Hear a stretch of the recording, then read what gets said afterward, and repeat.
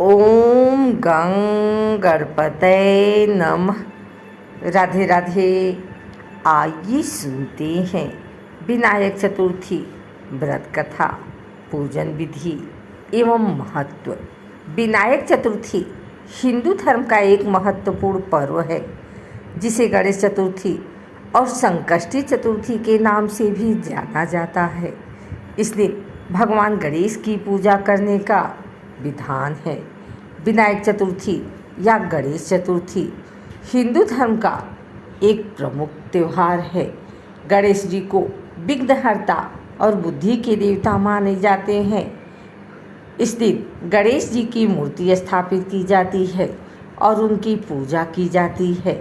गणेश जी को सभी विघ्नों को दूर करने वाला माना जाता है, इसलिए किसी भी शुभ काम की शुरुआत से पहले गणेश जी की पूजा की जाती है। गणेश जी को बुद्धि के देवता भी माना जाता है, इसलिए छात्र गणेश जी की पूजा करके बुद्धि और ज्ञान प्राप्त करने की कामना करते हैं। विनायक चतुर्थी को नई शुरुआत का प्रतीक माना जाता है। इस दिन लोग नए काम की शुरुआत करते हैं। विनायक चतुर्थी के दिन सुबह ब्रह्म मुहूर्त में स्नान करके साफ कपड़े पहने, घर में किसी साफ जगह पर चौकी रखकर भगवान गणेश की मूर्ति स्थापित करें। व्रत का संकल्प लें। भगवान गणेश को रोली, चंदन, अक्षत, फूल, सिंदूर और दुर्वा अर्पित करें। पूजा के दौरान गणपति को मोदक या लड्डू का भोग लगाएं। ओम गं गणपतये नमः मंत्र का 108 बार जाप करें। गणपति बप्पा को समी का पत्ता अर्पित करने से सभी दुख और कष्टों से मुक्ति मिलती है। धन से जुड़ी दिक्कतों से छुटकारा पाने के लिए विनायक चतुर्थी के दिन गणेश जी के समक्ष चौमुखी दीपक जलाएं। विनायक चतुर्थी का महत्व।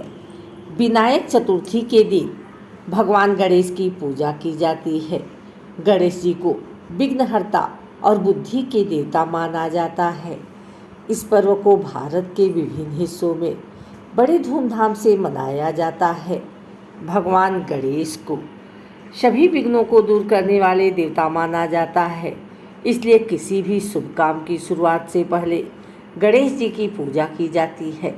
गणेश जी को बुद्धि के देवता माना जाता है, इसलिए छात्र गणेश जी की पूजा करके बुद्धि और ज्ञान प्राप्त करने की कामना करते हैं। विनायक चतुर्थी को नई शुरुआत का प्रतीक माना जाता है। इस दिन लोग नए काम शुरू करना शुभ मानते हैं। विनायक चतुर्थी के दिन अपने घर में गणेश जी की मूर्ति स्थापित करें और उन्हें शुद्ध जल से स्नान कराएं। गणेश जी को चंदन, रोली, कुमकुम और फूलों से श्रृंगार करें।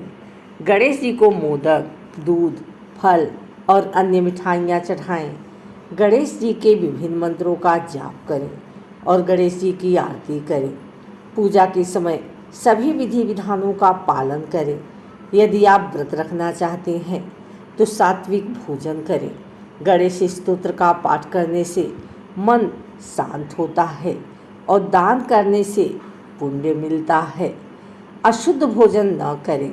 इस दिन मांस, मछली और अंडे का सेवन ना करें। झूठ ना बोलें, किसी का अपमान ना करें, क्रोध ना करें, नकारात्मक विचार ना रखें। गणेश जी की मूर्ति को अपमानित न करें।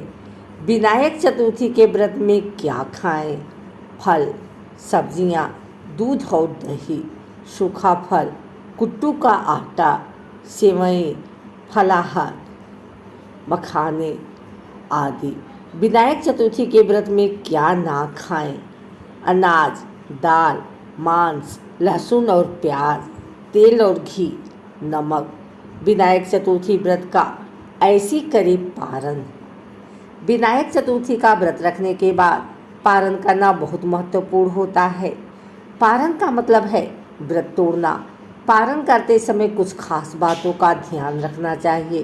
पारण करने का सबसे शुभ समय चंद्रमा को देखने के बाद होता है।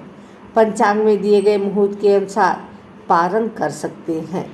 पारण करते समय मन को शुद्ध रखें। और भगवान गणेश के प्रति श्रद्धा भाव रखें।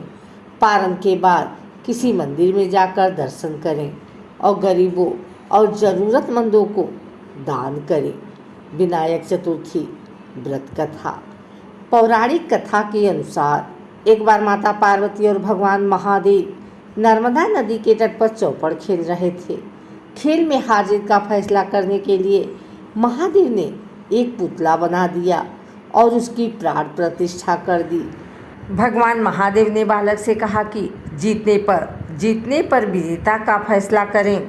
महादेव और माता पार्वती ने खेलना शुरू किया और तीनों बार माता पार्वती जीत गई।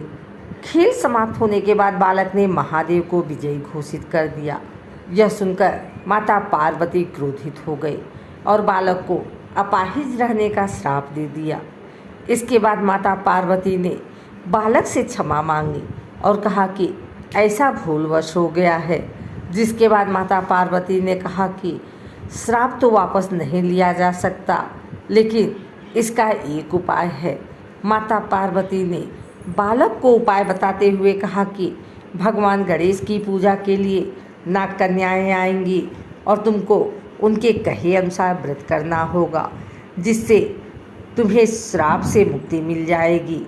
बालक कई सालों तक श्राप से जूझता रहा और एक दिन नाग कन्याएं भगवान गणेश की पूजा के लिए आईं, जिनसे बालक ने गणेश व्रत की विधि पूछी। बालक ने सच्चे मन से भगवान गणेश की पूजा की, जिससे प्रसन्न होकर भगवान गणेश ने वरदान मांगने को कहा। बालक ने भगवान गणेश से प्रार्थना की और कहा कि हे विनायक, मुझे इतनी शक्ति दे कि मैं पैरों से चलकर कैलाश पर्वत पर जा सकूं। भगवान गणेश ने बालक को आशीर्वाद दे दिया और अंतर ध्यान हो गए। इसके बाद बालक ने कैलाश पर्वत पर भगवान महादेव को श्राप मुक्त होने की कथा सुनाई। चौपड़ वाले दिन से माता पार्वती भगवान शिव से रुष्ट हो गई थी। बालक के बताए अनुसार भगवान शिव ने भी 21 दिनों का भगवान गणेश का व्रत किया। व्रत के प्रभाव से माता पार्वती के मन से भगवान महादेव के प्रति नाराजगी खत्म हो गई। मान्यता है कि भगवान गणेश की जो सच्चे मन से पूजा अर्चना और आराधना करते हैं, उनके सभी दुख दूर हो जाते हैं। साथ ही कथा सुनने व पढ़ने मात्र से जीवन में आने वाले सभी विघ्न दूर हो जाते हैं।